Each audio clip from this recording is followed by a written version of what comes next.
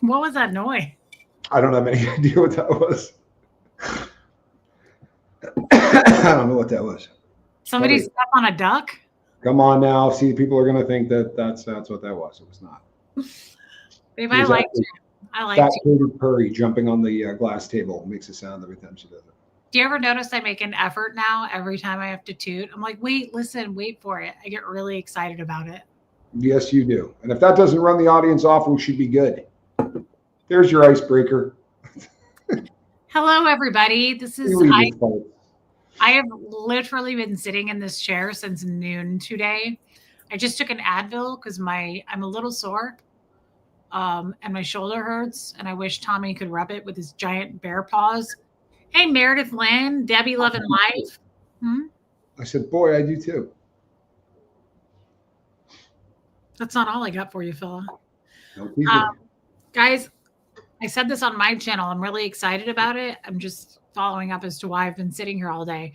I just took my contacts out. I don't have any lipstick on anymore. I did a 2-part show today on Cults to Consciousness, which is a really cool channel. Yeah, DS Kitty Diane, it is. With Celise and Sola. I said Celise and Shola. I just reversed. Yeah, you got it. No, she's a great lady. I really liked her. And I did a 2-part series with her today on her channel. And it's going to come out in like 6 weeks or so. And I'm really excited about that. And Tommy knew about it and he helped me pick out my outfit. And I'm super proud of you. He got ready with me. It was so cute. I was like putting my makeup on and I was like, should I wear this or this? He was really cute and supportive. And so let me just, pet peeve this thing. You wore a wedding ring and it broke me. I'm sorry. It's low hanging fruit. Come on now. People, I insisted that she wore a wedding ring and she got really bummed out about it. But I was like, you know what? She doesn't have mine and she's an attractive girl and she's going to be tons of people seeing it. I was like, I kind of want people to know that you're spoken for. Hey, jealousy. No, start with me. I just thought it was a good idea. Hey, Sherry May. I'm really happy to see you, by the way. I just want you guys to know that I'd stacked up both of my wedding rings today from Fred and Tommy. I almost said Jeff. You did. Next time. And I wore them. He said, wear one of your wedding rings. And I said, that kind of, didn't we just get hate over this? Two completely different things though. As I explained. I love wearing those wedding rings and I love stacking them on top of each other. It's like bling in your face. And I think they look pretty together. So I said, if we're going to do it, we're going to go big. And I did. And it literally was my idea. But there are two different things. Like this was costuming. You can see that, can't you? It's two different things. Was it? Well, you'll have to tell me. I thought it was. That's why I suggested it. I wanted people to realize that you were a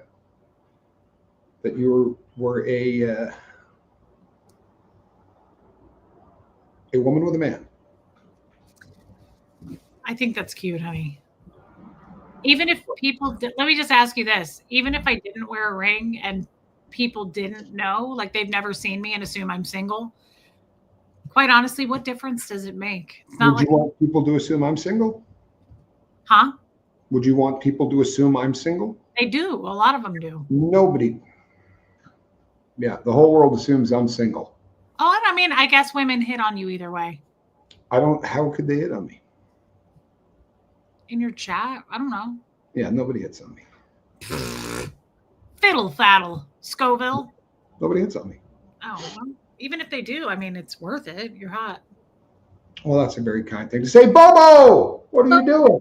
Angies. We're going to put this on top of his head. And he's He going to is be so pooty. He's a muff top. He's a good person. I feel sorry for him because he's been in here all day with me, literally all day. He's like claustrophobic at this point. Yeah, Renee. Hanging out with you. Huh? I think he likes hanging out with you. He's a good person. He's a friendly He puts up with the cats in a way that I've never seen another dog. I mean, I know there are dogs that get along with cats. He just puts up with everything with the cats. He's so gentle with them. Gained a lot of respect for Bobo with how he deals with the kitties. I think he would be the same way with children. Bo is very gentle. Yeah, he's a cat bed. He really is. If you have Bo, you don't need to buy a cat bed. You know what's funny about that? There you go. That's the word I was looking for, Moji Bar. I just couldn't come up with it. Spoken for. You know what's funny about that? I did it because he wants me to be spoken for, which is fine. But why in the world do we call a squirrel a furry Reese? Do you want me to answer that? Huh? I'd be more than happy to answer that if you want me to. Babe, I'm not the jealous person that you guys made me to be. No, that's not why we call Squirrel the furry Reese. Why do we call her that? Because if I upset Squirrel, she will make me pay for it in a way that is so woman-like, not cat-like. So So you're saying that she was a Scientologist? I'm saying she might have been at one time. Maybe her last trip around on this planet, she was somehow involved. She is very, very female-like. Oh, Bojangles. That's sorry to hear that. I love her. She's my favorite creature. What's that? I thought you called her that because she was jealous. Well, that's part of being a furry female. Stop it, Busey. I will get up and walk away.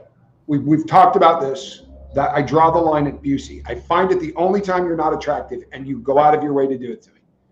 I will just hang up this thing and we will talk later. Kimmer's Blue, good to see you.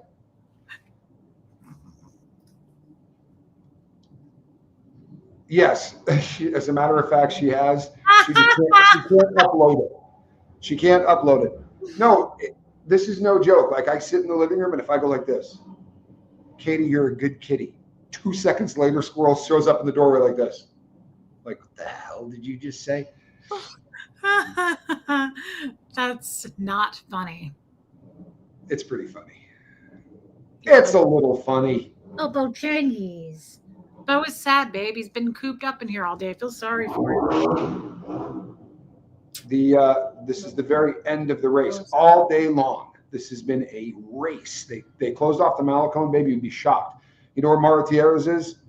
That's the road that you come up, like coming from Lucy's. And you go up to where that security guard always says hi to us, and the little guy goes, "Buenos dias," when you walk by.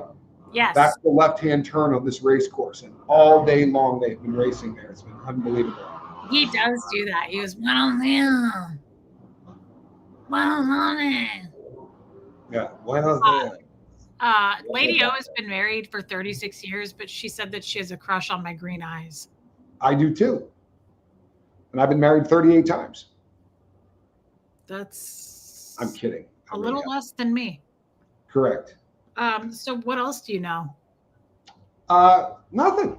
I'm glad to be sitting across from you. Mm-hmm, mm-hmm. And did you notice I hung out for a minute? I had to leave because it's frustrating to me, and I know that we were probably going to end up bringing this up, but Bobo, go lay down, Bobo. It is mostly weekends, and it is not all of the time. And most people lay down. The Malecon is long, and it depends on where you live on it. The boardwalk is busier in certain parts than in others. So up here on this part of the boardwalk, this is the busy part. They're coming along just fine. Thank you for asking. I have a plan. Do you really have a plan? I do have a plan. Yeah, I don't know what your plan is, but I'll tell you, if I come to Ecuador, I got some really cute beach wear I'm going to bring, like a caftan. I'm sorry, what? Like a cute pair of overalls or something. I didn't catch that. What's it called? A what? Tommy always called them Kafkans, and I never corrected him. See that? All these years, you guys know I love caftans, and I have so many of them. And when I was coming to Ecuador last time, he was like, "Babe, make sure you pack all your Kafkans." And I didn't have the heart to say anything. And when I got there, I was wearing it, and he was like, "That's a beautiful Kafkan on you." And I was like, ever since then, I've been like, "Do you like this Kafkan?" And it's sad and it's adorable. It's so sweet and cute. Nobody should make fun of him for it. Well, no, what happened is you actually corrected me on it early, but then just continued to say it the wrong way so that I sit and go, wait a sec. I know, because it was I'm usually confused. Now I honestly don't know what it's called. It's, who is this person? Why does that picture look familiar to me? Lee Ayers, welcome in. Your picture looks familiar to me. Welcome in. I can't make that picture out. What's that? I said, I can't make that picture out. So as I was saying, when I was in your chat, listening to, I wish everybody on planet Earth, Lisa Ayers, I wish everybody on Earth could get away from. Thanks, Yadira. I wish that everybody on Earth could get away from conditioning, right? If you look up the word, you say, why are we conditioned to do this? You should look up the, do a little deep dive on the word conditioning, right? It's funny that that's the term that we use all the time when we say we're conditioned to do something. It doesn't mean that we do it to ourselves. It means that the world does it to us. And if you went back through history, the ideal of beauty has changed 100 times. So when people say, well, men find this attractive, you don't have any idea what men find attractive. I'm sorry, you don't. You don't. You assume that you do because there's a conditioning. And when you get away from it, you were here for just weeks. And tell me you don't notice it after 2 weeks of no billboards and no commercials and no shoving it down your throat, that you just start to look at people differently. You start to look at the world differently. The more civilized the society, the more there are people trying to tell you what's beautiful, what's cool, what's not cool. And it starts when we're 6 years old. It starts with your first lunchbox. You know what I mean? Like what you carry to school and how you live. It's really kind of a disgusting thing. And I lived it for a really long time and didn't realize that I lived it and that I was in the middle of it until I got out of it. And it's remarkable what spending 7 months away from that will do to your mind. It's pretty disgusting that Madison Avenue tells you what's attractive. And I'm not trying to be a dick, and I'm not trying to make anybody uncomfortable or isolate anybody, but the people who decide what beauty is are gay. 9 out of 10 of the people who are designers, look at Chanel, look at any of the large designers, and most of these men are gay, and they tend to not find women that look like women. They and I'm not being disrespectful to anybody, but they pick a particular body style that is very, very tall, that have no hips. And I'm not busting on that if that's what makes you happy. But if it makes you happy because they told you that, then that's probably an issue. And if you judge yourself by those ideals, you're never, ever going to match up, especially when you consider that you can do the research on this. 9 out of 10 now, 90% of them are computer enhanced. So you remember the picture I showed you today? Can you show the world that picture of me? You look fantastic. Can you show? My hair looks any thicker. I've been taking biotin. What picture of you? The picture of me at work with my friend. Oh, yeah. Absolutely, Renee B. Absolutely. Incels did not, that was not a phenomenon before all of this happened. Right? Think about what these guys do when they become 13 or 14. They look at pornography and everything they look at are girls that have been augmented beyond recognition. So they try to go out and find that ideal and it doesn't exist, and they become incels. They become people that don't talk to women and they end up hating them. And there's been some violence among that crowd of people. Incels terrify me. I have to be honest, you look really hot in this picture. Yeah? Yeah? Yeah. Babe, it's the end of the day. I've been streaming for like a straight 16 hours. It's going to get silly. Yeah. Okay. Hot as shit. Yeah, well, thank you. Look at that. Look at your bald head. Yeah. Hey, I'm with the blonde woman. Oh, I'm sorry. So that's me at work with my brother and my friend Luigi, and we're making pasta. Is that not a cool picture? Seriously, do you love that? There's Johnny Scoville looking over his work, and there's me hanging pasta on a drying rack. Do you know why you love that photo? Can he make one and add me in there? Do you know why you love that photo? Because it came from me sitting next to you with my arm around you. That picture never happened. That picture is not real. He did this because he plays around on the computer, and he sent that to me, and I was like, man, that is a great picture. It's just, however, not me. And the watch he's wearing, he doesn't own that watch either. So I don't know exactly where all that came from. Lovely. Are you looking for the kale? Can you give me directions to the frozen blueberries? I'm a blonde woman. I'm happy. I bought our plane ticket. It's been a long day. It's been a long day. It's been a long day. I fell for it too. I looked at my brother and went, how liquored up was I when this picture was taken? I don't remember any of this. You had a cute little outfit on too. Can he put me in there? Can he Photoshop me in there? If you actually look at that really closely, it has my name on it. Like he really went the extra mile in that. I wish the picture was real. I wish that I was in there learning to make pasta with him, because that would be fun. But I'm going to start on Mondays after the first of the year. I've already talked to him. Your name is Tommy, isn't it? Yes, it is. If you look at the hands, I don't think those hands look like mine. I was going to say, I can tell that those are not your banana hands. Correct, right? There, if you know me, you probably will realize. And Johnny's wearing a watch he doesn't own, right? Oh, I know those hands.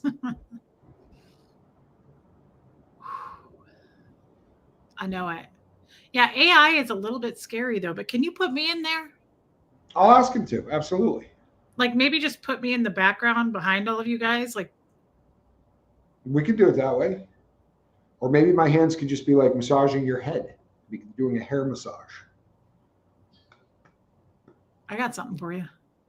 Don't play with me. Wrong channel. That's our other channel. That's right. Giggity. That's our channel that's coming out for the holidays. Reese's Feets and Tommy's Banana Hands. Tommy's Banana Hammock Hands. Yes, that would be them. But and I was honored that he sent it to me. I think it's a great picture, and I'm glad that he put it together. But it's one of those things that makes you just say, what you see. Now you could say, well, you know what? Look at that girl; she's beautiful, and compare yourself to that, and it's no different than that picture. That's a hell of a picture of Tommy, but it didn't happen. It's so easy to fake things these days that if you're going to use that as your ideal, that's okay. It's absolutely your prerogative. But do me a favor and don't say that's what men like, because you don't have a clue. Just being honest. I just want to say, Sandy Wendy, that's so sad. Oh, I'm so sorry. Passed away from a stroke. Thank you for sharing that with us. Definitely. And I'm very sorry, my friend. I really am. That's giant mitts and little footy paws. Cricket's really good. Write that down. But seriously, guys, we're thinking about it. We're thinking about it. That sounds like a better idea than the one that we had. You know what? This is going to sound really cold-hearted, but I have survived a couple of strokes, and a lot of times, unless you're really blessed, surviving a stroke is so much worse than not surviving a stroke.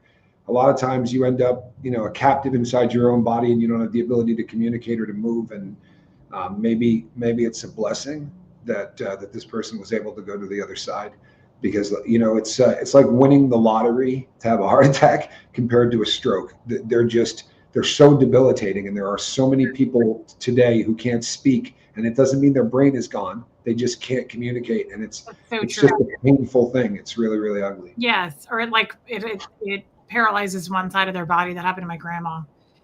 This is probably true. You could make a ton of money just filming Tommy massaging your feet. I'm in. Sorry. What was the subject? It's a yes. It's late. It was an accident. It's been a long day. It's been a long day. We were doing the relationship thing. I love the idea of that. Can you imagine? Her foot and my hand are actually the same length. That's no joke. When I put my hand on her foot, her hand swallows my entire foot when you wrap it around my foot. As does my mouth. Do you think somebody would? I'm sorry, what? Babe, I can't believe you just said that. I was kidding. Come on. Your whole mouth. I can get half your foot in my mouth if I wanted to, and that was something that I was into. We did a measuring. We measured. We don't actually know. If do you think somebody would pay for that? Do you know what? I actually shot that down, Cricket. I really kind of I just thought it didn't. I'm sorry. I think that Reese is the smartest blonde woman I've ever met. And I do say blonde woman because I don't really talk to people that are blonde usually too often. So I probably should have just said the smartest woman I've ever met. But that's really sweet, babe. Cricket, I liked it, but I also liked that one, Chunky and the Junkie. And that's kind of also like, he's not a junkie. That was also pretty funny, though. I mean, I got a kick out of that one. But you know something? So look, I stuck needles in my arms for 30 years. But the word chunky, like, what are we comparing it to? Seriously. So if you're chunky compared to what? What's the measuring stick? Because you all do this to yourself. This is a disease that women have, literally a mental illness that women have. For real. They've done studies on this stuff. Like, this has been researched ad nauseum. You can take a picture of your body, remove your head, and have them show that body to you next to other people who are literally bigger than you are. And you will still pick yourself as being larger because it's become so ingrained.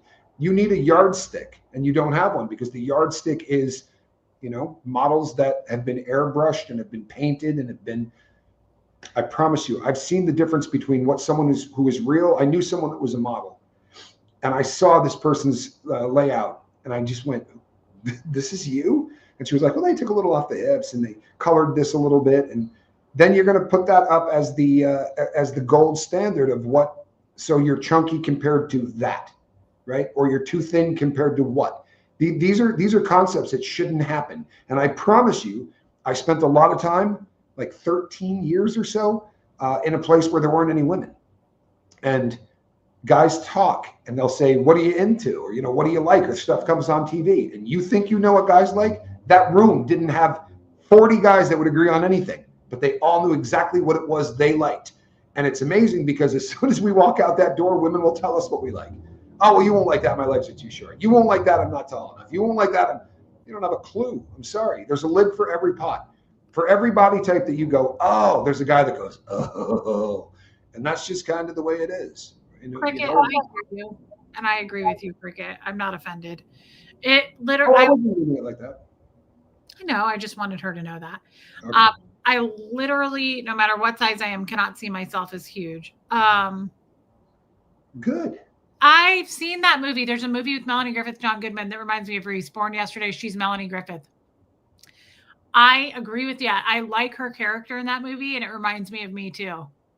Very much. Like, she's not dumb. She's not dumb at all, actually. Her name is Billy in that movie. It's so cute. She's Don Johnson's in it with her.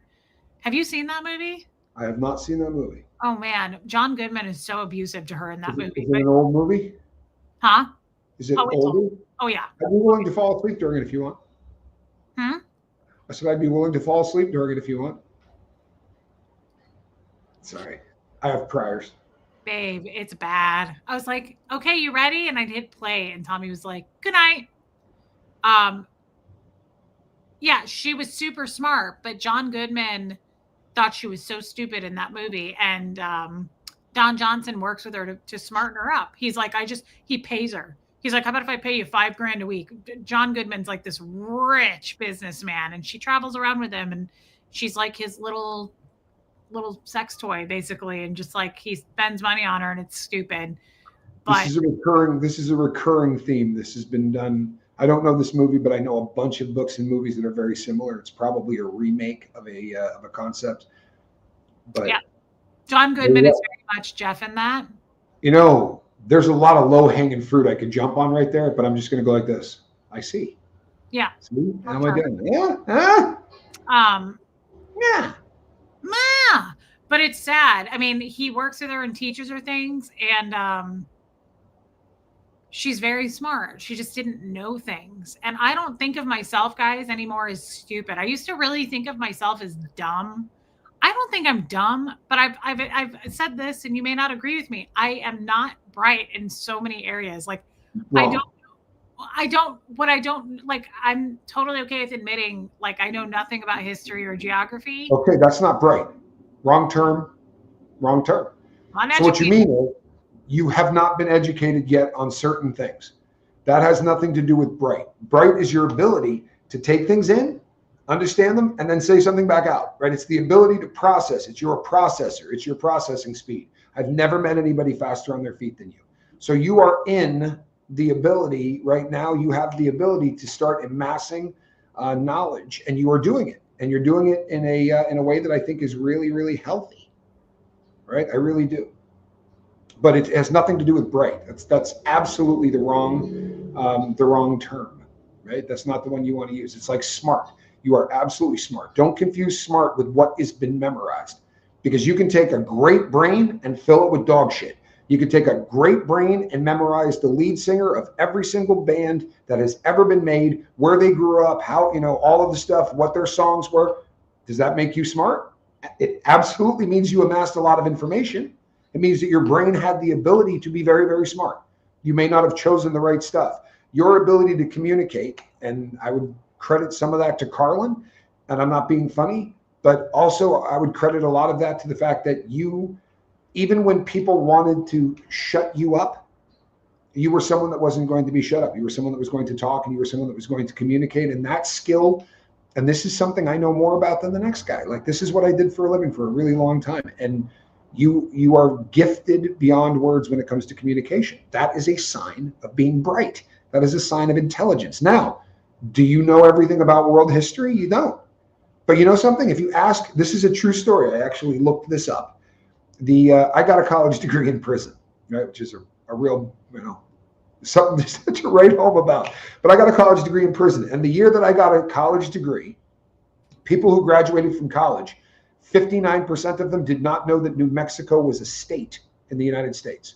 So you can get through college and you can get a degree and it will hang on your wall and it will look, it doesn't mean you know anything about geography. Those people aren't stupid. College just doesn't teach you about geography. So there are a lot of people that can't tell you where Asia is. That doesn't make them stupid. It means that didn't get taught to them, right? The word ignorant means not yet to have been taught, right? It means that you didn't learn something. And I'm ignorant on all kinds of stuff, right? But the things that I dig and the things I groove to, I spent some time studying, and you're doing that right now. But don't confuse bright and smart and not yet learned. Those are very different things. You didn't have a traditional education in the traditional sense of the word, but you are 5 times the communicator than 99% of people who had classical educations and went all the way through a post-grad kind of study. Well, I think you make great points, honey, and that's why I'm a lot better at not tearing myself down. Kelly, I really appreciate that, girl. Thank you for being a member. And you look great in green. Huh? Oh. And she looks great in green. I love this. Knowledgeable. You may not be knowledgeable on certain things, but you're whipping smart. Well played. Well played. It totally makes me think of that movie. Jeff really was John Goodman in that movie. It's really sad because in the beginning of it gets all the way to the end. It shows him slowly. I was talking about this on my interview today. Jeff slowly got more and more abusive to me. It was not all at once, like not even close. It was in the beginning, it was like love. Right. You got to sell yourself. Yeah. But then when you get to the end of that movie, it's really sad. He always yells at her and he goes, "You do what I'm telling you." He says that. And it's just really mean. And he tells her, he's doing some under the dirty work stuff, like under the table stuff with his companies, and he's making her sign stuff, and it's weird and shady. And she doesn't want to sign it. She says, "I want to read it first." She starts getting smarter. She starts learning throughout the movie. And he's like, "You don't need to read it. It's the same stuff." And she's like, "Well, I want to read it. I want to read a contract before I sign it." And in the beginning of the movie, she was like, da, da, da, just whatever.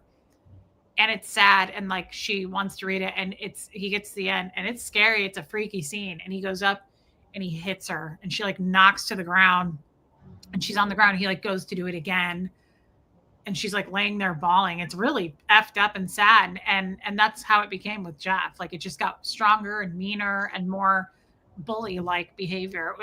You guys, that is a good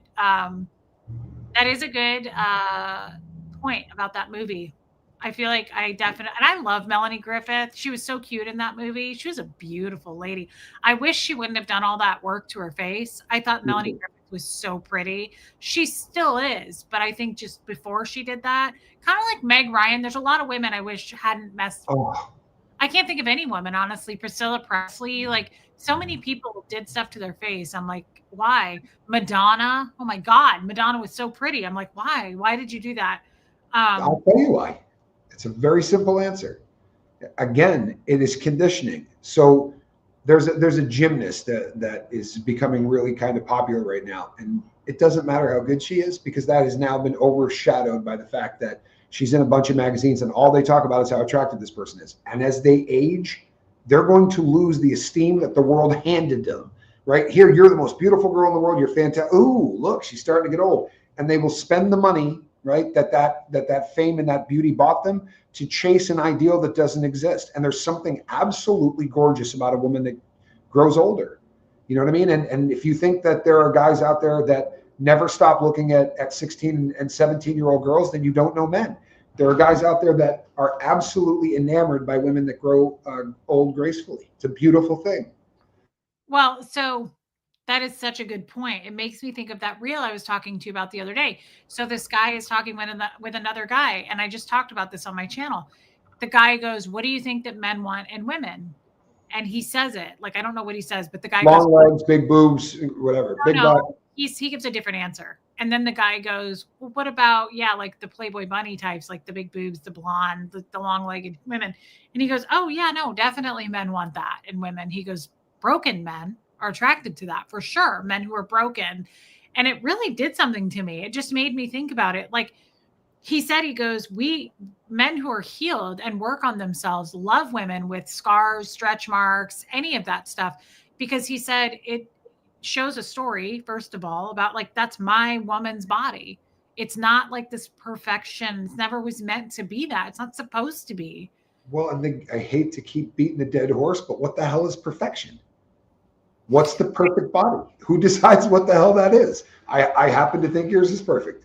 So who decides what perfection is? Hopefully, the whole beauty is in the eye of the beholder, right? What you look at. And this is very relevant in other aspects of my life, right? I was a guy that repaired watches. And if you brought in watch collectors, these are people that love watches more than anything in the world. If 70 of them come through the door, the first one will pick up a watch and go, "This is what a watch design was supposed to be." And the next guy will go, "Oh yeah, that's hideous. That is what a watch design is supposed to be." All of them are perfect. All of them are designed. They're very expensive. They took literally thousands of hours to construct. But beauty is in the eye of the beholder. There are people who find one thing very attractive. Where we get messed up as a society is when they say, "Wrong, that's the one that's attractive. That watches, the rest of you are idiots," right? And that's what we do with women, and that's what we do with guys as well, which is why guys are juicing up and doing all of these things to they're getting those jobs.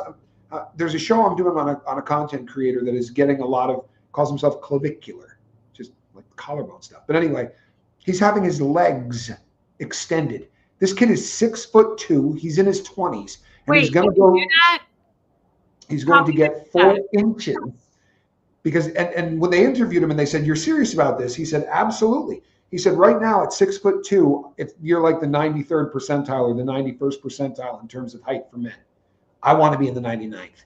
So they're going to go in. Has to go to another country. They won't do this in it's not very popular in the US. So he's going to another country. They're going to cut his femur, put that much metal in there, which means the femoral artery that carries more blood than any other vessel in your body is going to have to go through metal, right? This is terrifying to me. And the kid, look, I'm as heterosexual as anyone you're ever going to meet. This kid's very handsome. He's a good-looking dude, but he wants his cheekbones higher, right? He wears makeup. He does shows about putting makeup on because he said without that, people can't see your eyes and this and that. It's terrifying that we're becoming a society that we're not good enough, right? 6'2", how many guys would be like, "Yeah, 6'2", I just won the lottery." He wants to be 6'6". Oh That's a disease, right? That's body dysmorphia. I think it'd be so cool to have longer legs. I didn't know you could make your legs. I'll bail. I like you exactly how you are. If you go and start changing that, you're not going to be what I think is the ideal. This is what I chose. You want to start fixing that, right? Don't play with that, please. That would really bum me out. No, I'm not going to. He's decreasing his life span for optics. Yeah, that's absolutely what he's going to do. And the crazy thing is, so I was watching him. I'm going to do a show on this guy, so I don't want to spoil it too much. But he works out, and he started at, are you ready? 14, doing steroids. Because he said that he wanted to be big, but he didn't want to spend that much time in the gym. He doesn't like the way it smells. He hates working out. So he started juicing at 14. And now he's to the point where obviously this is unhealthy anyway. But he said, when you get that big and you start yoking up, you lose some of the definition, your six-pack and all that stuff. So you know what he's taking as a supplement for that? Crystal meth. And he says it on the show without a hint of shame or embarrassment. He said, "Man, you want a little energy to go to the gym, and it's going to help you not eat. It's going to cut you up. So I'm doing meth." And the guy that's interviewing him goes, "You are shitting me, right? Like this is a joke. You're not being serious." He's like, "No, I just did a blast." The guy's not going to make it. He's going to end up dead like so many other kids do. But the yardstick that he's measuring himself by is very, very unhealthy. He's Now, not measuring himself. I'm sorry? let's be honest though, like that's just most women in Hollywood. Like they alter their bodies to keep up with a standard that they think they have to do. The cheekbones, the lips, the boobs, I mean, And I got news for you. I've never met a man in my entire life that looked at that and went, ooh, she looks so much better since she got work done. They're not doing it to appeal to men because men don't dig it. They're doing it because they look in the mirror and they don't see the ideal. They don't see themselves at 22 or at 23. It is a mental illness. You can call it whatever you want. It's a mental illness. If you look in the mirror and you hate what you see, journal. Don't go get plastic surgery done. Figure out why you hate the way you look. Some asshole said something to you when you were 12. Maybe get through that, right? Work through those things because it's a lot cheaper and you're not going to look like, I'm sorry, a circus clown or somebody that mutilated themselves, right? I like what Sherry LeBrun said. I told my husband I need to lose weight and get hot. He always says no. He wants me to stay the way I am that he fell in love with. And I was going to say this. I showed this yesterday on my channel. Somebody made this and put it on our Facebook group. And guys, this was like a year and a half, 2 years ago, maybe a little more than 2 actually. Still not that long ago. And this is a before and after of me with Jeff versus now. And this alone, I feel like unhappiness can have a big effect on your looks. Like I was miserable. Look at this photo. Look at the difference. This was last week versus like 2 years ago. Yeah, I'll hang with the chick on the right. I mean, that's really, really crazy. And I just want to point that out that I didn't even think about that. Someone made that and posted it. And I mean, that's also like has to, it's on what's going on the inside that really matters. Like what's going on? Like, look at that picture of me. You can tell I was miserable. I've probably said this 500 times on YouTube over the course of the time that I've been doing my shows. And if everything I've ever said got lost, listen to this one, please. Science will tell you that, you know what makes somebody find someone else attractive? Allegedly, symmetry. Take a line, put it down the center of somebody's face, what one side looks like versus the other. This is usually what is considered attractive from a scientific standpoint, right? Beauty has nothing to do with that. Beautiful has nothing to do with symmetry. Beautiful is getting up in the morning and saying, I'm going to be a beautiful person. I promise you, because I've known drop dead beautiful by world standards who were the ugliest people I've ever met in my life. I mean, stone cold ugly. Doesn't matter what they look like. You're going to hear a story in the next 2 days about a woman from Maxim magazine. She was on the cover of Maxim magazine, and she just molested a little boy, a kid in his teens. And it just broke tonight. You're going to be hearing about it a lot in the next couple of days. Take a look at that woman after hearing the story and tell me she's attractive. Listen to the story of what she did to this kid. Then look at it and go, yeah, she's hot. You will not be able to. I don't care whether you're a guy, a girl, whatever. You hear the story, you're going to look at her and go, she's ugly, because beauty is a choice. And when you see somebody that has a smile on their face and they're light up the room, they light up the world, that's my girl. For real. We walk into restaurants down here and the people that run them get excited because there's a joy that happens between us, especially more recently than in the past. And when the two of us are together, like Luigi, right? Somebody said, hey, come on over here, right? You're going to say hi to the expats. He goes, yeah, these two are my favorite. And he wasn't being a wise guy. Reese lights up a room. And that's beautiful. And that's a choice that you make every single morning. It's not the gift of God or any of that stuff. It is a choice that you make every day. And you can be blessed with genetics, right? Somebody's put in earlier, perky boobs. True story. My brother-in-law, so the guy that married my sister, his mom got the first silicone boob implant ever done in the state of Texas. True story. When I met her, she was 70. And the woman came up and gave me a hug, and it scared the crap out of me. It was just a normal, hey, how you doing, hug? And I walked away and went, whoa, what the hell is that? You know what I mean? Like, that's not normal. You shouldn't, and I don't care if anybody gets breast implants. I don't. If it makes you feel better about yourself, fantastic. But if you feel like you're doing it because you're ugly without it, knock it off. I mean, for real, man. Yeah, body image dysmorphia is so sad. It's killing people. Not only is it killing people, they're the lucky ones. The ones that survive and don't die in surgery, but every single day get up, look in the mirror and think they're ugly. That's sadder than the ones that aren't making it. I'm sorry. I view it like drug addicts. When people go, oh, that guy OD'd. Everyone I know is OD'd. Everybody. And there were so many times where someone would OD and I would just go, you know what? They're not getting up this morning needing to go steal to put a needle in their arm. Or they're not going to get up and go sell oral sex so that they can go and get a fix. And there's something that I almost feel worse for the people that aren't gonna get that piece, that are just gonna spend the rest of their life in hell. It is a very easy thing to do to say, I'm not gonna use the world as my yardstick. Take a notebook and write it down. I'm not gonna say what beautiful is ever again. I'm not gonna compare myself and say, well, that's beautiful and I'm not. It's a decision like everything else in life. But if you keep going, what? It's totally subjective. It is. Of course it is. Even if you say, well, that person's beautiful. How? They're beautiful because you looked at them and you see beauty. But if you're going, she's beautiful because she looks like the girl from Maxim, right? You saw it on the news. Yeah, pretty tough, right? Pretty disgusting. It's really, to me, not that different. I always compare things, and it's no different to me than being like, oh my God, this is so good. Taste this. And then I take a taste. I'm like, blah, that was disgusting. Like, perfect. It's no different than being like, I love my steak raw, and being like, I don't even eat meat. Like, it's no different, guys. Like, what are we comparing to? What is what he says, the yardstick? Like, what is the point of reference compared to what? Like, by the way, that's really bright.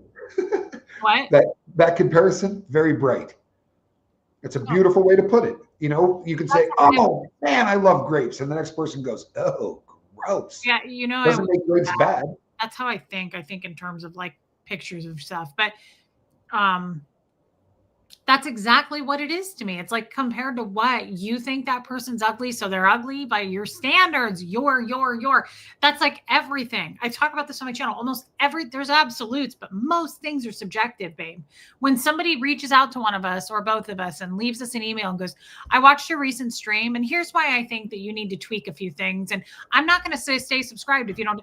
All of that is me, my point of view, where I'm at, how I was raised. How my father raised me, like all those things are what you would do based on your background. Like when you narrow it down, it's just crazy to me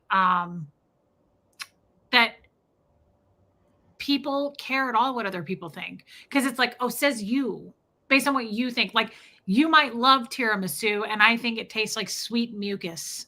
Like, there's so many different backgrounds and perspectives. How compared to what? Like, I do think that's funny when people try to attack me on my looks, and they're like, Reese is so ugly. Like, she's fat. She wears too much blush. Like, according to you, that doesn't hurt my feelings anymore. It's what you think in here. You're one person, there's 8 billion of you. Like, so there was a time in my life where I wanted to be an actor, and I got in a film or two, and I did a lot of stage stuff. I did some dancing, and if you knew the number of times someone would say, you need to get a nose job. And they say it so often that it becomes an issue in your life where you go, well, I got an ugly nose. The other thing is my hands. I am more self-conscious about my hands than anything. I used to keep them in my pockets. My hands are freakishly large. And it's one of those things that people comment on so often, and they don't mean to be unkind, but they go, God, you have big hands. About the 100th time you hear that, what you're hearing instead is, your hands aren't right. And Reese said to me one day, you know my 2 favorite things about you? I was like, no, your hands and your nose. Right? So, you know, the beauty is in the eye of the beholder. I could have gotten a nose job, and maybe I wouldn't be with Reese, right? If you just accept who you are. What's about my nose? I hate my nose. I think it's bulbous. I've always used that word about my nose. It's bulbous. I got my dad's big, round toucan nose. And Tommy loves my nose. Well, and without being a real weirdo, like I kind of have a type. And when Reese was at my house in Tucson, I said, you want to see some pictures of your nose? Because I can show you pictures of your nose on 3 other women that I spent an awful lot of time with. It's one of my favorite features about you. And he's not lying. Remember the weird person who left a comment the other day about my awful Fred tattoos and how I'm worshiping a dead man or whatever they said? Guys, Tommy has a giant portrait of his ex-wife tattooed on his side, and she looks just like me. It's only about that big in my defense. She looks like me. She does. I've had people say to me, when did you get a tattoo of Reese? And now I don't even go, that's not Reese. I go, it's recent. It's recent. That's what I go with now. It's recent. It doesn't bother me at all. It's his history. Like, it's no big deal. Tommy had a wife before me and one before that, and I'm not upset about it. But, you know. Hundreds. I did not know that. Abigail, people may cover their hatred with pleasant words, but they're deceiving you. They pretend to be kind, but don't believe them. Their hearts are full of many evils. Wow, that's deep. Old Testament, Abigail. Thank you for that. And I'm glad that you're here tonight. Are you still in Florida? Thank you for your super chat. You know what's great about Proverbs? You can read one of them a month, right? There's 31 of them. Just read one of them a month. And you can go through it. And Proverbs are fantastic. They're absolutely fantastic. If you read one a day, I promise you your life will be better. What does that word mean, proverb?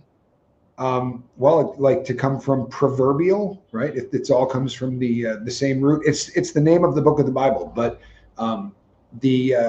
like the proverbial it's the ultimate example of, right? What's proverbial mean? An example of something that is an ideal, like the proverbial, almost like what we're talking about with beauty. Proverbs 31 is about a woman. It absolutely is, Buffy Summer. But it's they were written, Psalms and Proverbs were written originally to be sung, right, and put to music, and they're absolutely beautiful if you read them, and they're just amazing advice, all of it, especially Proverbs. You will be very happy if you read it, I promise. I never knew what the word proverbial meant. I've heard people say it, but I don't know what it means. Well, like the proverbial jackass, the ultimate example of a jackass, you would be the proverbial beautiful woman and the proverbial gifted speaker. What would that be? Huh? You're a little baby love bunny, and you're a little thumperfoot, and we love Here you. I am trying to get laid 3,000 miles away. I'm kidding. Hey, Sierra Terry. Interesting, babe. Interesting. Why is my phone doing that? Hello, Sierra Terry. Good to see you. You also make such a good point about, I was just talking about this on my channel an hour ago. Anybody is attractive solely based, I'm sorry, but on your personality. You can be the most chiseled, godlike looking creature on planet Earth. If you open your stupid mouth and you shout at people and you're mean to waitresses and you're like, get me a drink, and you're just awful to people and you're entitled, you're ugly. Every bit of you is ugly. And then you have the people who are ugly by today's standards, and they're so sweet and kind and their hearts are amazing. They're beautiful. We've all experienced that. That's why I think like all of our trolls, all of our haters who make stuff about us, they're hideous. Because when you make a living on tearing other people down and their looks and their just me, how I am as a mother, that makes you ugly. I wish people understood that. It's bizarre to me. Like, what's ugly? Ugly is if you have a really ugly character and heart and the way you treat people, the effect you have on people. Buffy, I think you're beautiful. I've seen your pictures. You're beautiful. Well, and stop talking about today's standards, right? And someone, I think it was Abigail that said there are a lot of beautiful songs. There's a song called By the Rivers of Babylon, and I believe it's Psalm 138, but it's just word for word, and it is fantastic. It's been done by a lot of different, it's been done by some reggae people. Sublime did a great rendition of it. Totally worthy of looking at. My first on 8th, we hear. If it's a riddle, I have not figured it out. What's up? Either way, I love Susan Cook. I met her in person, babe. She's teeny. She's a little thing. She lives under a leaf in a woodland creature forest. But what's sad is she fell. She has to have surgery, and I'm really sad for her. She fell this week. So just some thoughts and sweet prayers for Susan Cook. She's a little thing, and she adopted her daughter, and I got to meet her daughter and her granddaughter. She's a sweet lady. Susan, thank you for the super chat. That was really nice of you. She is, Buffy, but by today's standards. So let me just say this, Buffy, what is that? What the hell is today's standards, and who put them out? This makes me think of a comment Buffy, I think Buffy said once. She said, I don't have any fashion sense. What is fashion sense? Isn't fashion sense putting on what you put on and what you picked out and what you want to wear? That's your fashion sense. Like, who, according to who are you supposed to like dress a certain, like, everybody, fashion is your own art. Right. It doesn't mean anything. Absolutely. You know, throughout, it's funny and not funny, haha, but there are people who that are beautiful because of who they are, and it's sad just to hear the phrase "by today's standards." Honestly, it's kind of heartbreaking. Janis Joplin was voted, this is a true story, was voted by some really hideous people at a college that she went to the ugliest man on campus her freshman year. You want to talk about scarring somebody's soul? Wait. She was Janis Joplin, man on campus? Yeah, she was voted the ugliest man on campus, which is just, I mean, you talk about cold-hearted, right? And she drank herself to death, right? She partied herself to death. But I watched an interview with Jimi Hendrix, and the guy was interviewing him, and he said, "What do you think of Janis Joplin?" And he went, "Oh, she's the most beautiful woman on earth." And the guy went and sort of giggled, and Jimmy was just amazing, right? And because he was just the most genuine, and Jimmy went, "What? What's funny?"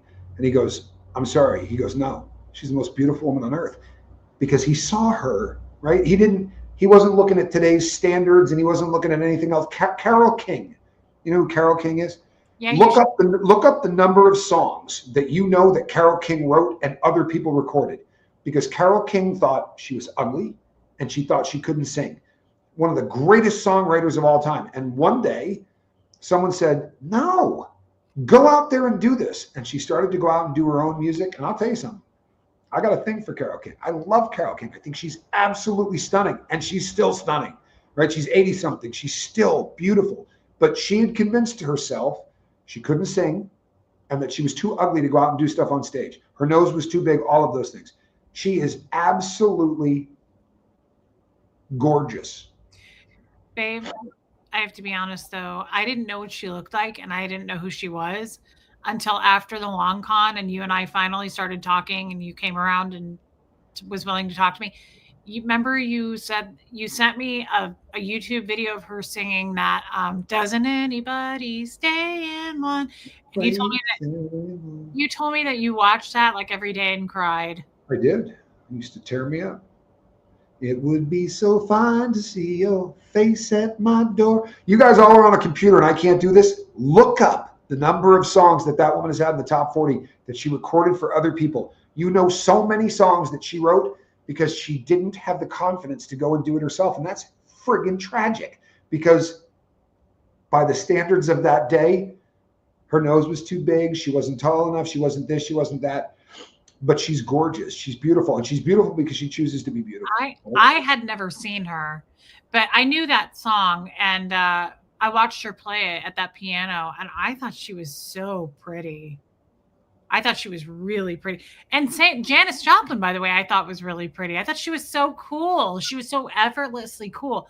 I loved Janis Joplin. I'm about to turn 50 and just started leaving the house without makeup on.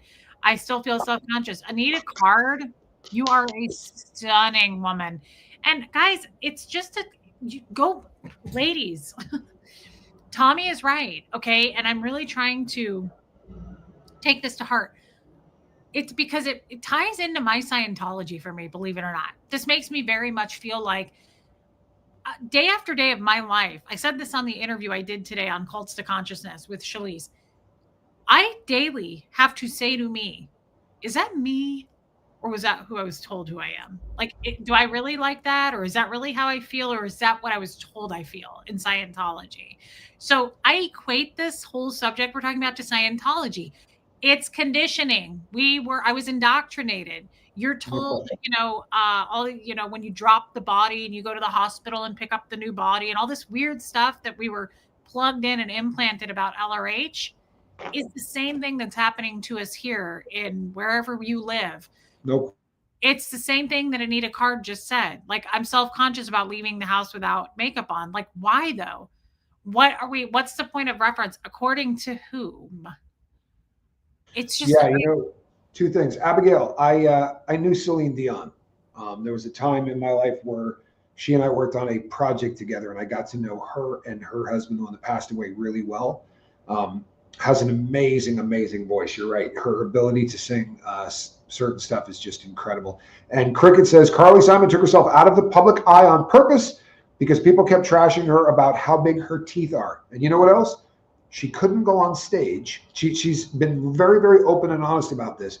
She had stage fright to the point that it terrified her. Another woman that was just gorgeous, right? But was terrified to go on stage, and she ended up having to take Valium and other stuff so that she could get through that terror. The terror wasn't in her ability. She's got pipes like very few people, and she's a gifted writer of songs.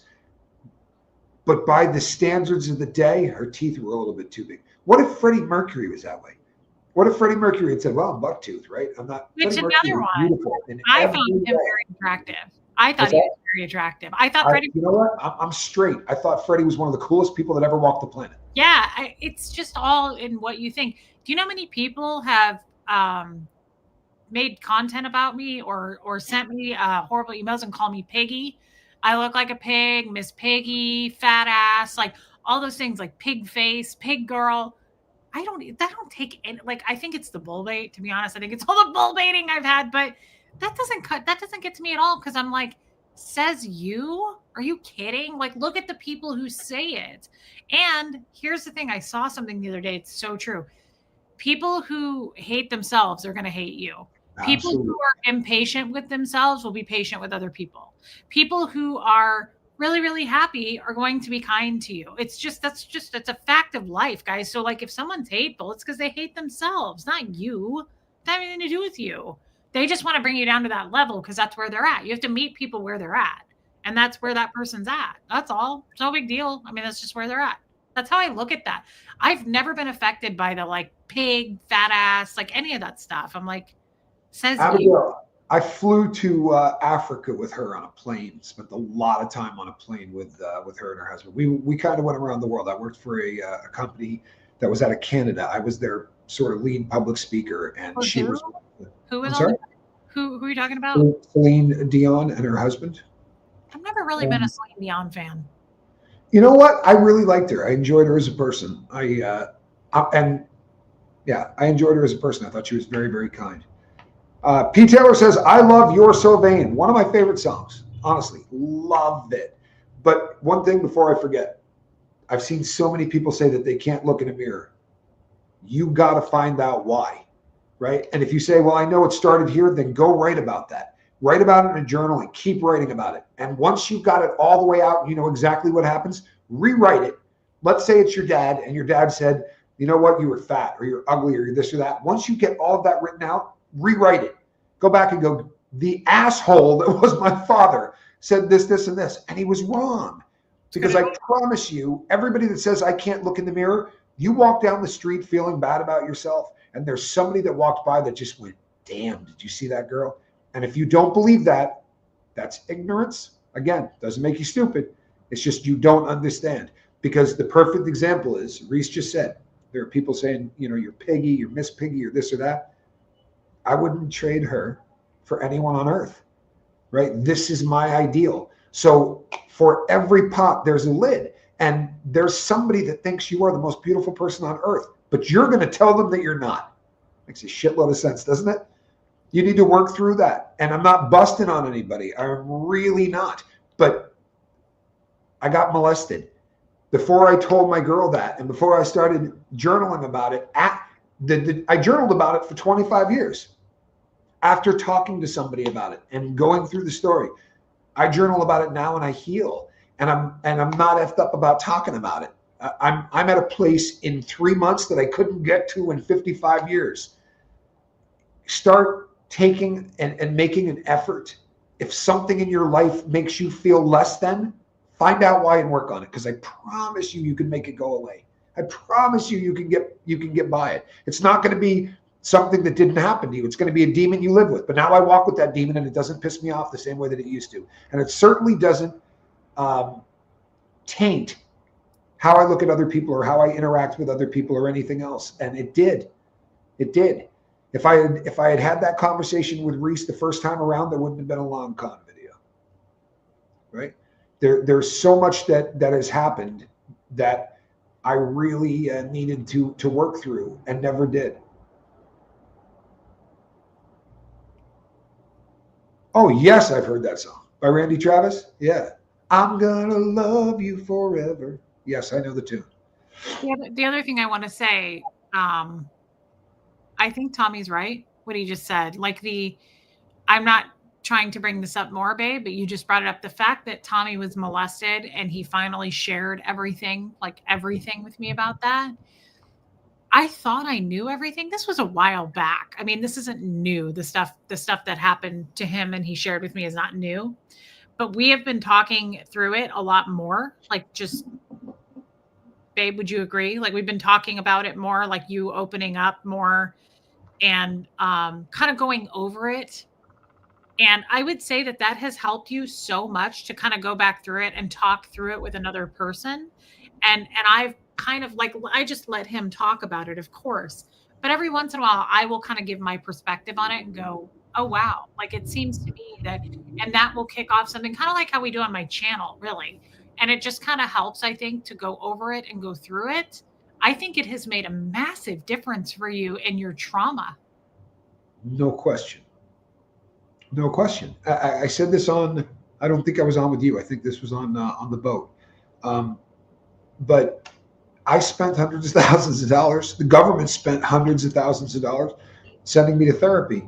But I got more in the last 4 months of my life having conversations with somebody that I love and trust than all of that therapy. And I'm not busting on therapy. Therapy's fantastic. But you have to be honest with a therapist. And if your trauma is such that you can't talk to a stranger about it, then all the therapy in the world is just going to make you feel better that you went to therapy. Sorry. But it isn't going to make you whole. And I talked about this with Reese. And when I was working with Q in prison, he said to me one day, you want to open up about your past? And I said, I've told you everything about my past. And he goes, nah, you haven't. And he goes, but you need to tell somebody. And I said, I've told God. And he said, yeah, he already knew. You need to find somebody in your life. It isn't me. I get it. And like, he didn't push. He wasn't a douche. He just said, it's not me, but there's somebody that you're going to have to tell. And I had a therapist named Chris who was freaking fantastic. A woman. I had her for a long time, 6 years, something like that. Yeah, and I told Chris tons of stuff. And she would say to me, I really wish that you would, open up. And I don't know. I couldn't. I don't. But if you get to a point where you talk to somebody, there's somebody that you trust enough, right? And it may shock you that if you say to your significant other, I have severe body issues, I feel like I'm ugly, and you start telling them why, as opposed to just, I think I'm ugly, my legs aren't long enough, I feel like I'm fat, right? If you go, when I was 9, Dad said this, and it caused this, you're going to see that this is going to not become I understand. It's going to be, I feel that pain. And I have now gotten to a point where I have told Reese everything, and I've learned enough about Reese in return that now when I'm not acting like a normal human being, Reese feels my pain. Instead of just being pissed that I'm acting like a 14-year-old kid, she is understanding that. And I have to say this real quick.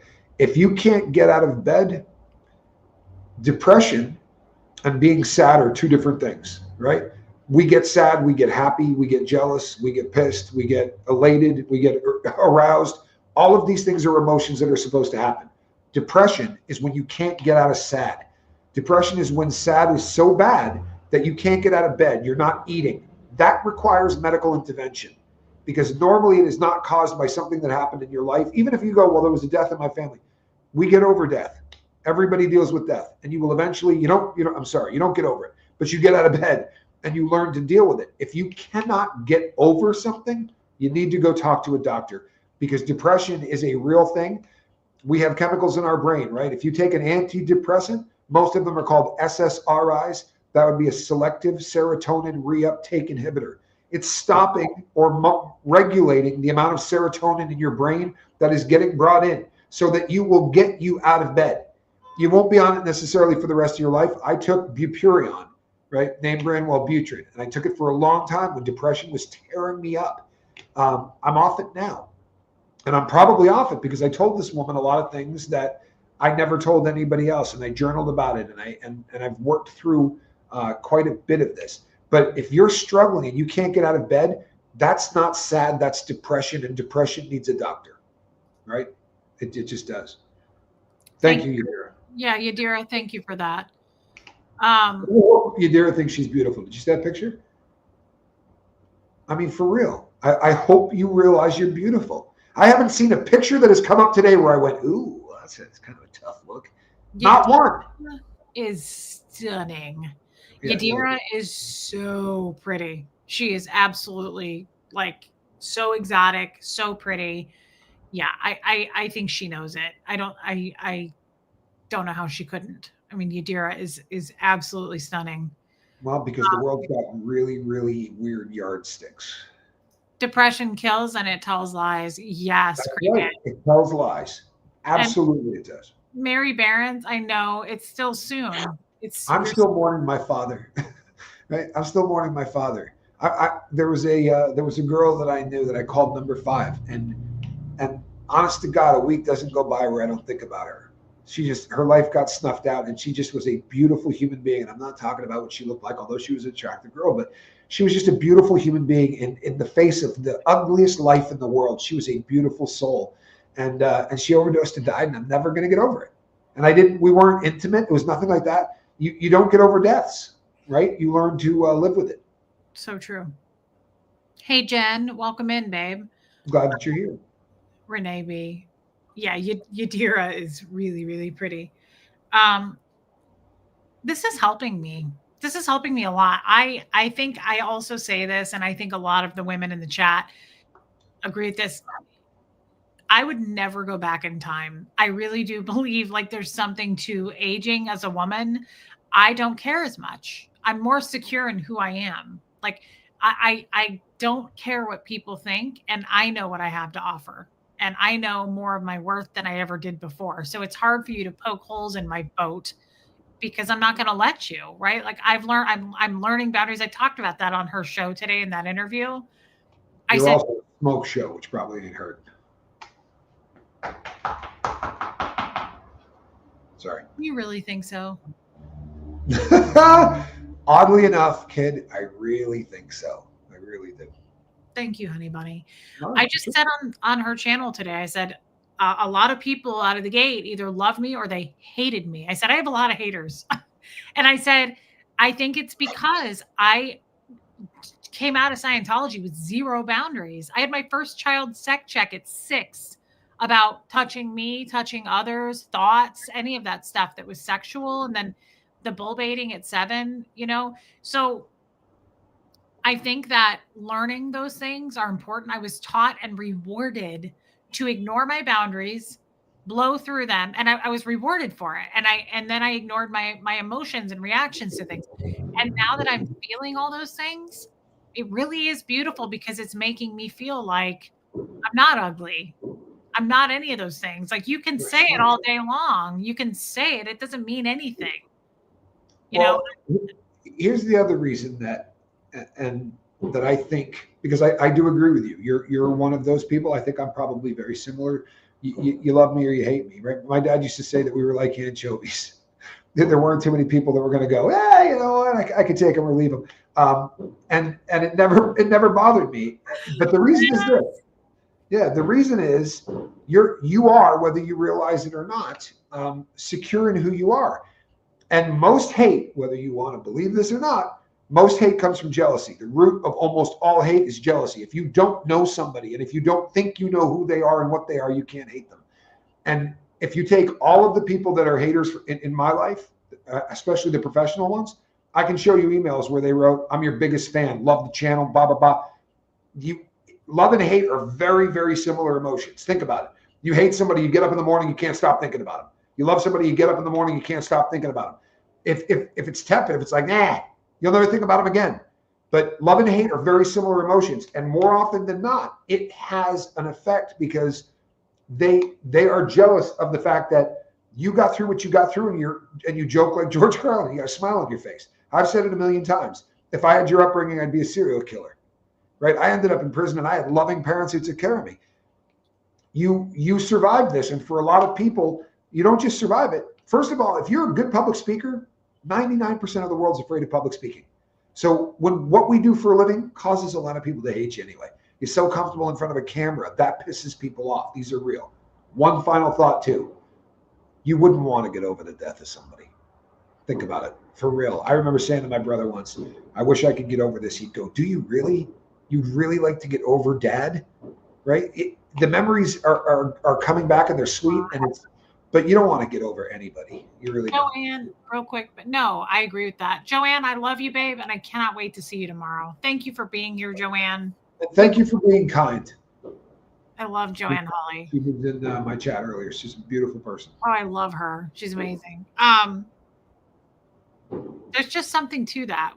All of that.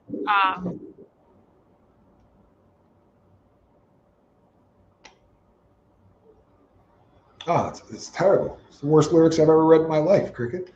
I would never want to go back. What's that? I've met with too many women who, as they age, tell me that. Like, I would never want to go back. There's so much that you learn through your experiences, and it's just... Do you want to hear something insane? Heather, Kansas, thank you, babe. Looking good in green. Member. That is really nice, guys. Thank you for being members. You can do research on this because I did. And if they talk to people who are octogenarians, right, people that hit 80 or people that hit 100, and they will say to them, if you could go back and you could live any decade over again or any 2 decades over again, what would it be? You know what they usually say? 50 to 70, or they say 60 to 80. And I wholeheartedly believe this. I do too. In your 20s, like, you have no idea what's going on and you're trying to figure everything out. And by your 30s, you think you got it figured out, which is even worse. And then in your 40s, you start going, oh my God, my life is over. And you start looking back to all of these things in the past. I have never been happier than I am today, ever. And I wouldn't go back for any reason ever. I love that, babe. And you're so old. Yes, I am. Look who it is. Squirrel, that zipper. I showed a picture of her tonight, me holding. I was actually in there for that one. She's a snot. Her new thing is to try to jump on the keyboard when I'm live. Like, if I don't give her enough attention, she's kind of a furry Reese. Busey. Babe, we're not even similar. We're very similar. You're wicked similar. And I love the both of you. We're both your girls. Buffy, get a $1.99 notebook and start writing all of the things that make you feel the way that you do. Because I guarantee you're a beautiful person. And when you realize that, and then you choose to smile and be beautiful, you will be a much happier individual. And that's a beautiful thing. Kim is blue. You know, Buffy, I just thought I've seen it. Buffy just celebrated her 5-year wedding anniversary. Buffy, I have a question for you. You've only been married 5 years. That's not very long. And you're young. She's in her 30s. What does he treat you like as far as beauty? Like, does he tell you that you're, stunning? Does he tell you that he's in love with you? Does he tell you how you look and how much that turns him on? Does he say any of those things to you? I'm curious about that. I'm curious about a lot of people's spouse. She says no. Okay. So that to me is a deal breaker. But that's let me finish because that sounds terrible.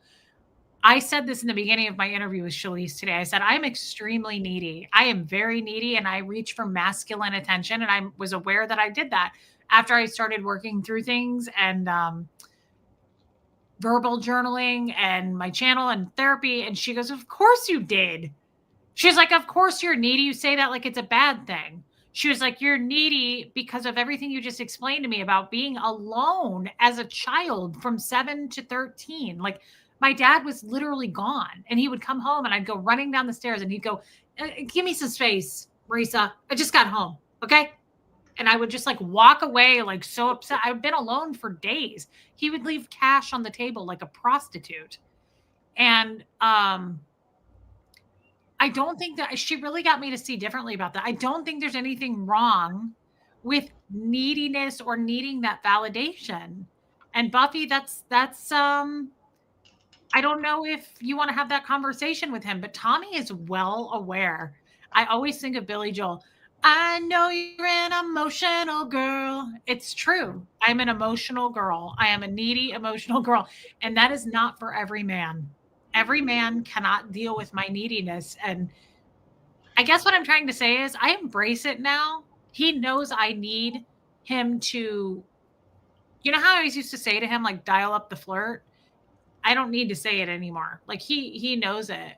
Tommy knows that throughout the day, he'll just randomly text me, and it's not flirty anymore. It's more like we've been together a long time. It changed from like flirty to it's almost, I love it because Fred always used to say to me, I'm rooting for you. I'm on your side. That's not flirty. That's somebody who's truly in your corner. That's somebody who's like, I'm not leaving ever. To me, there's a difference of like, instead of just like, you're hot. Like that's okay. Thanks. Tommy is the same way now. He will randomly text me. He has his own thing he says to me, just like Fred did. And he'd go, hey, I'm still smitten, you know, or he'll just text me and go smitten. And it's so sweet. And he does that because I'm sure, babe, you do it because you want to. Well, here's the thing. I'll tell you the truth. You know why I do it? Because you no longer crap on me when I do. And I'm just keeping it real because this may help the rest of you. If you have a man and he says to you, oh, babe, you look great in that. And you go, no, I don't. My ass looks huge in this. You're training us. About the 5th time we hear that, we'll go, she doesn't want me to say it. And it may sound stupid because you think to yourself, no, what I want him to do is reinforce it or whatever. That's not what we get. We're not that bright. And the first time around, I would say things and you'd be like, no, I'm not. And you almost never do that anymore. Now, if I say, oh, man, you look great in that, you'll go, oh, you like this? Well, that's great. Right now I'm not being trained that if my thinking you're beautiful is somehow invalid. And I promise, be careful because you will talk your guy out of telling you you're beautiful. Not because he doesn't believe it. He's still going to look at you and go, damn. He's just not going to say it because whether you realize it or not, you're shitting on him right, for what he believes. What turns him on, you just went, that's not valid. That is so true. I used to do that to you all the time. And I hate rejection. It's a form of rejection. It's total rejection. And Gree, I didn't know you were blocked on my channel. I'm so sorry that you are. I would love to get you out of that. I will try. There are so many people that are blocked, including the lifeboat, that I can't get unblocked. So, this is so powerful. Hearing the differences is how men hear what we say and what we think that they hear. Yes. Hey, Riley's human. It's we never had that conversation until just now. You're right. I used to do that to Tommy all the time. And I would go, oh, come on. This is ugly. Oh, please. That was another one.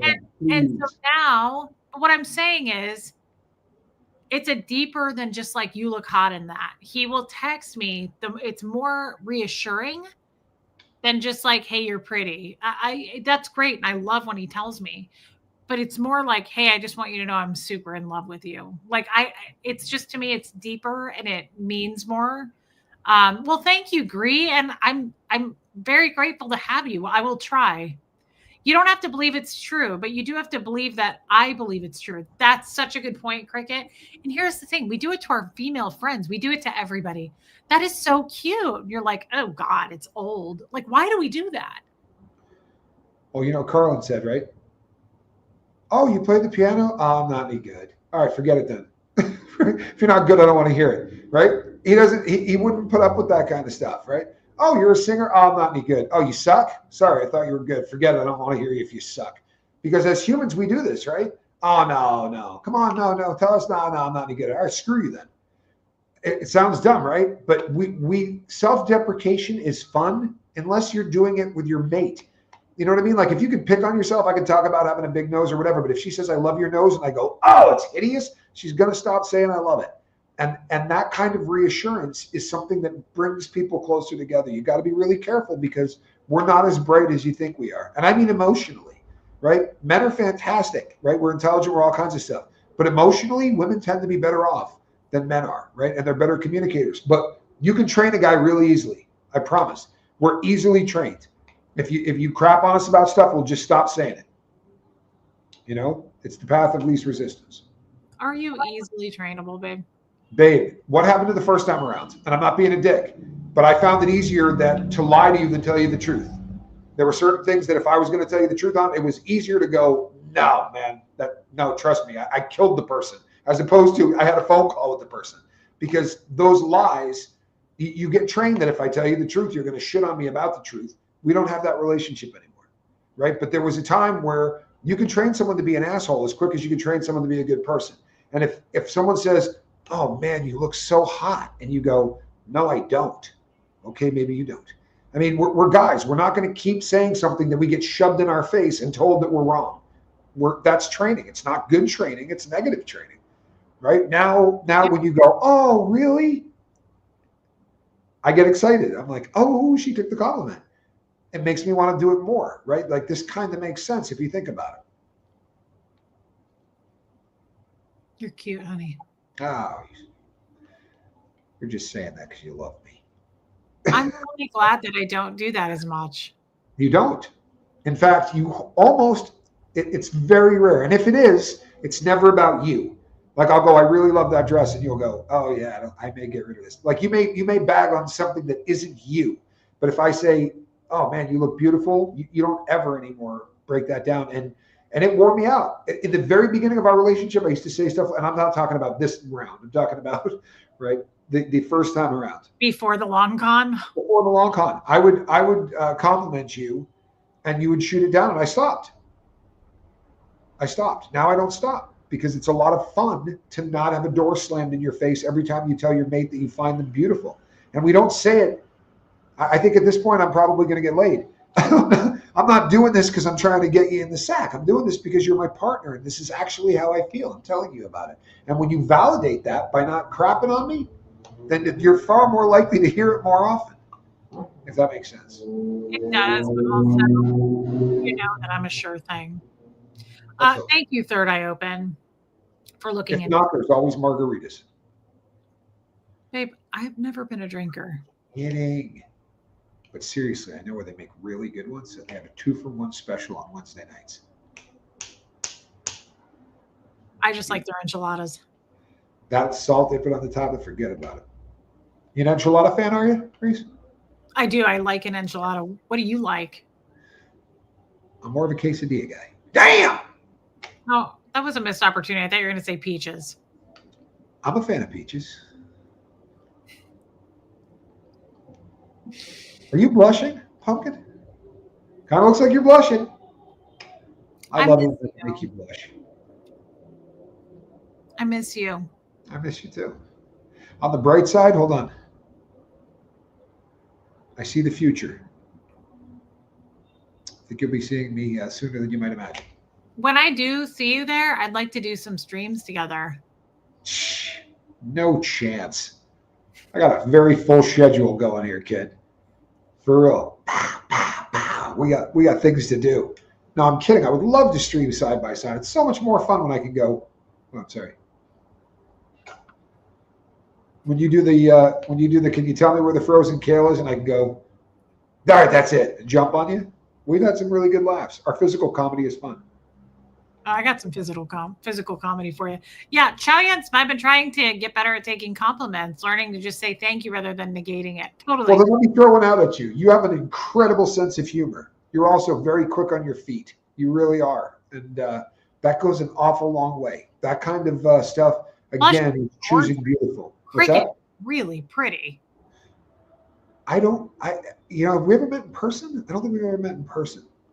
No, and I've seen more pictures of her probably than you have. Like she's sent me. But the picture she's using right there is absolutely gorgeous. But so pretty. Look at her picture. Yeah, she is a babe. She is a babe. She's a total babe. I've always said if I was a guy, look out. Well, I am a guy. You are a guy. See that? But you, I think, are taken because you made me wear a wedding ring today. I had to be a little bit careful anyway because everybody knows that it was It was Cricket that was texting me at 3 a.m. We did Oh, we did a show. I thought it was Cricket who was crossing the line. Sure. Yeah. Cricket has been texting, kind of late night thing. Rumors. Rumors. Rumors you can relate to. You know, I have to say, ladies that are in here, that we do have to take accountability for. It is our fault. If you're rejecting somebody's compliments, they're not going to do it anymore.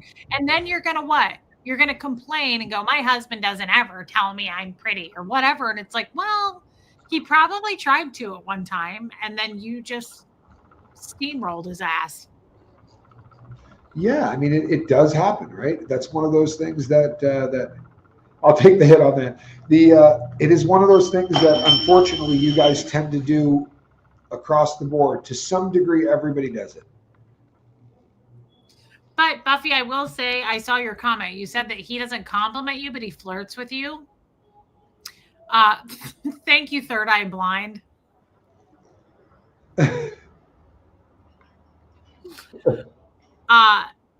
I'm just glad he at least flirts with you. I'm glad he does something. You guys have only been married for 5 years. And Buffy, you're adorable. And I hope that you guys have a great marriage. I really do. How's the handsome Johnny Scoville doing? He's doing fantastic, actually. I think he's coming out of we had a rough year. I think Johnny's doing a lot better these days than he was. I'm pretty happy about him. He came into and testosterone replacement therapy has been absolutely a wonder for that dude. For real and for true. Yep. And he came into my stream tonight. I was so happy to see him. Very cool. I should go into his stream sometime. You should. Yeah, you should. I really should. Make no mistake, I'm the more handsome of the two Scovilles, but I almost said handsomer. Handsomer? I'm a wordsmith. Talk for a living. Look, I don't try this at home. I don't want to speak ill of your brother, but he's a common street whore. That's too good. She's not officially a band member. I only play one on TV. Third Eye Blind. Yeah. Johnny he's I mean, if you're into that kind of thing, he's a good looking dude, but sorry, babe. You do it for me. Yeah, well, that's probably a good thing. But, I would prefer you prefer me over my brother. And while we're on the subject, I prefer you over your sister. I'm just saying. I think we both did all right.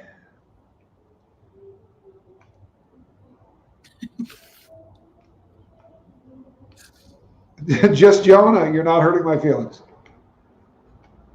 I feel like there was a meme I saw once where she was like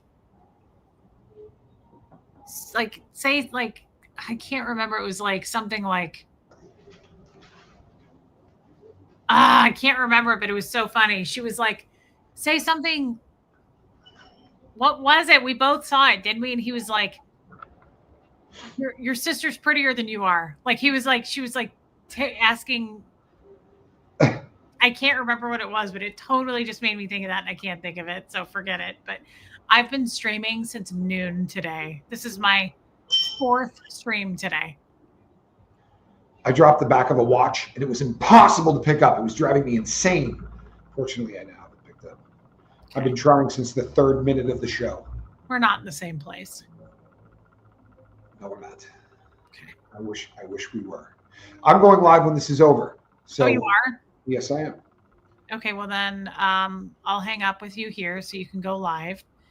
And I guess I'll say goodnight to you. I have a Zoom call tomorrow, so we won't. That is the word on the street. I can talk to you in the morning.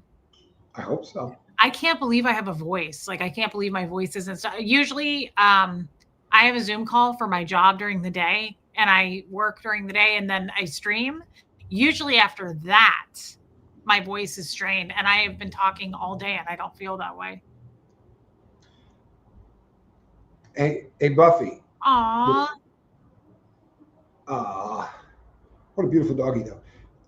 Buffy, if he flirted with you tonight and it went right over your head, I wonder if every once in a while he might compliment you too. that goes over your head. And I'm saying that not to be a dick, but you have said in the past that your particular type of challenge makes it difficult for you to read social cues. So communicate that to him. Tell him about it. And you know something? It's amazing if you say to your partner, we're trainable, right? So occasionally he compliments you what he does. If you go, I can't tell you how great it makes me feel when you do this. I promise you we're trainable. He'll go, ooh, I made her feel good. I love Kid. If you don't communicate exactly what someone tells you, how it makes you feel, then don't be surprised if they don't do it again. And even worse, if you belittle it, then they're never going to do it. Babe, look at our chat. I love these people. Look at everybody But putting potatoes. let's be really honest. As long as we're talking about body image, that kitty has lost a lot of weight. She has. Yeah. I think her brothers are eating all the food. And even though they share 2 big food bowls, Kid, I think every night Kid is trying to break into the treats. And I think it's someone breaking into the house. How funny is it right now that everybody's writing potatoes? Potatoes. Squeezy. Potatoes. Let me see her face.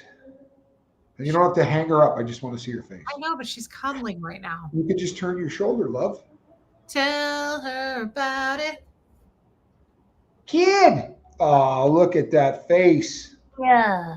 I want to tell you something. I really have a love for that cat that I can't explain. And I love all of them. You know what I mean? Seamus is great. I mean, Moose is my boy. Potato. We had so much fun together. You know how many times I woke up, like I would fall asleep on the couch, which does happen only occasionally, maybe once a month. But I would fall asleep on the couch and Kid would be right here when I woke up, like just chilling with me. Babe, look at the face. See, you should see Squirrel should have just looked at that. Every time I'm around Squirrel, I'm like, bitch, I have 3 of these. Like no one cares. She tries to act all mysterious, like she's this. That's really unfair because I hope you can't hear you. She doesn't mean that.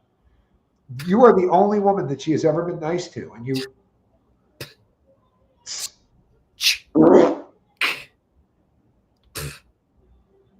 You just spit on your shirt. I hope you're happy.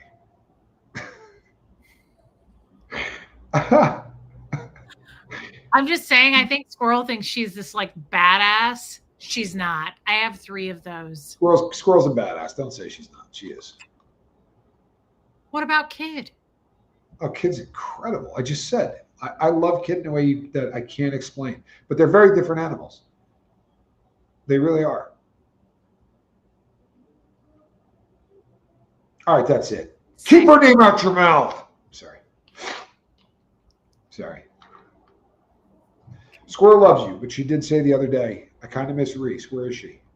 Did she really? No. Yeah, she absolutely did. Squirrel let me hold her and like snuggle. More importantly, forget that, because if you pick up a cat, they might let you, but she would walk up to you, hop up next to you, and like hang out for pet. And Squirrel is a cat that if a woman comes in the house, she disappears until the woman leaves, and then she shits on me for 3 days.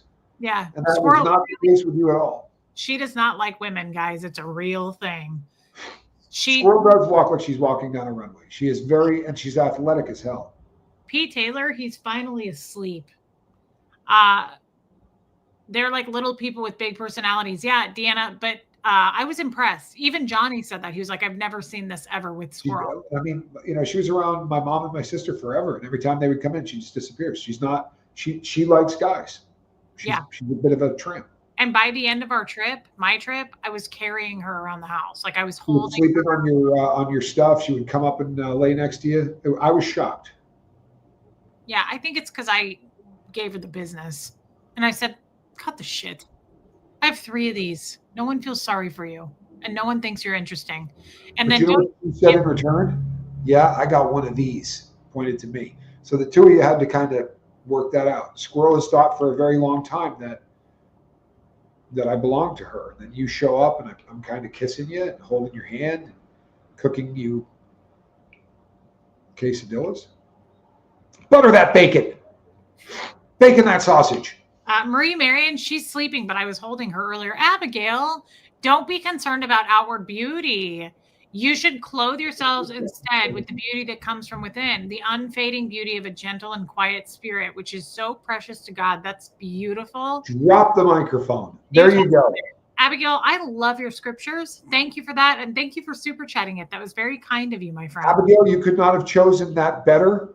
She's For so seriously, good. from Genesis to Revelation, you could not have come up with a better verse that nailed that more than what you just did. Yeah. Abigail's really, really good at that. She's very good at it. Tommy, you did also say for a long time that Squirrel was the last girlfriend you would ever have. What's your point? I'm not going to ever have another girlfriend.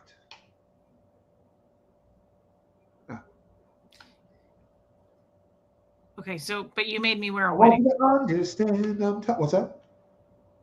So the cat's your girlfriend, but I was forced to wear a wedding ring today. That's right. I'm talking about a lifetime plan. That's my girlfriend. This is my wife to be. Oh, so Squirrel's like your side piece. Shh, are you freaking crazy? I got to live with her. What the hell's the matter with you?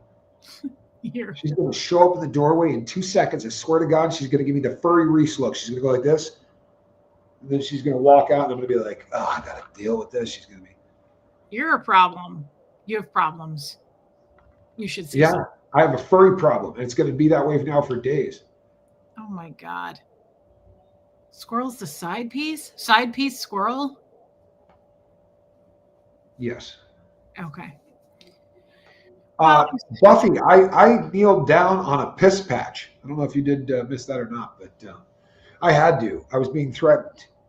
Right? You better propose before I do. It's that kind of. What? Babe. That's my story, and I'm sticking to it. I've been married 50 times. This is not 50. that. Did not know that. He did kneel down on a piss patch. Yes, I did. More than once. Okay, one for the road. Okay, ready? I am. Let me get my Tommy voice. Oh, God. Can you point the direction to the bathroom? I'm with the blonde woman.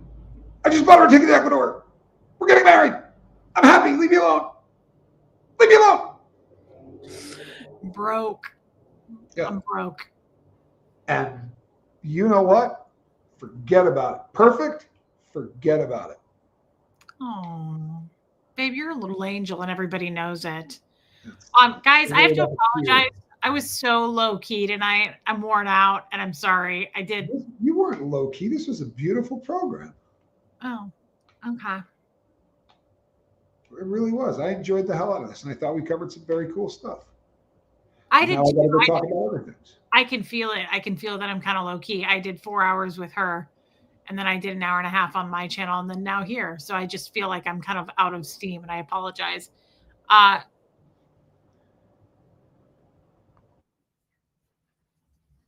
But anyway, guys, I'm sorry. You met your word quota, Brock. Yes, I did. I met my word quota. So I guess Tommy's doesn't often happen with Quib. So what'd you just say? I said it's so great to spend time with you like this. It really is. I love you. You look beautiful, and this was so much fun. I'm with the blonde woman. Watch yourself. Thank you very much for being here, guys. Please hit subscribe, and thank you for being members. That's so kind. Thank you for the super chats tonight. Really, really nice of you. Abigail, great. By the way, just a great, great quote. That was perfect. What? Her super chat talking about what beauty is. Oh, yeah. Abigail's really good with scriptures. Yeah, she nailed that. She nailed that. Yeah, Abigail, I have the Zoom call tomorrow with my Zoom people, so I will be back Monday. Tommy's going to go live right now. I'm going to go to bed. Babe, you stay on for a minute so I can say goodnight to you. And let me just say, you guys, you're welcome. I give my girl up for about an entire day once a month, so I'm going to throw with the you're welcome. We'll talk in the morning before I leave to walk the dogs. I know nothing about Johnny. I'll have to change that. You should. Check out Chase the Heat. It's a good place to start. Susan Cook, he's really fun. He's really fun. He's not the famous of the Scoville brothers. Not as cute as Tommy, but he's cute. Was that your cat or mine? Mine. Oh, thank God. I thought that was Squirrel going, you are in so much trouble. Because I will hear that. Side piece squirrel. Love you guys. Disconnecting. Go watch the lifeboat. I'm going to bed. I'm going to hit end stream, and I love you guys. Thank you again for being with us tonight. Thank you for being so supportive. Mods, thank you for being here. Love you guys.